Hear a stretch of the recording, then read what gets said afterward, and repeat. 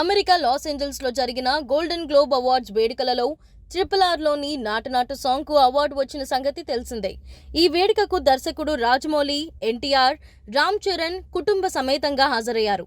అయితే ఈ వేడుకలలో రామ్ చరణ్ భార్య ఉపాసన చీరకట్టులో స్పెషల్ అట్రాక్షన్ గా నిలిచారు. ఈ సందర్భంగా ఉపాసన తనకు పుట్టబోయే బిడ్డ గురించి మొదటిసారిగా ట్విట్టర్ లో స్పందించారు. RRR లోని ఫోటోలను షేర్ చేసిన ఉపాసన చాలా భావోద్వేగానికి గురయ్యారు. RRR టీంతో తాను భాగమైనందుకు ఆనందంగా ఉందన్నారు. ఈ జర్నీలో తాను భాగమయ్యేలా చేసిన రాజమౌళి, చరణ్లకు ధన్యవాదాలు తెలిపారు. తనతో పాటు తన బిడ్డ కూడా ఈ అనుభూతిని పొందుతున్నందుకు సంతోషంగా ఉందన్నారు.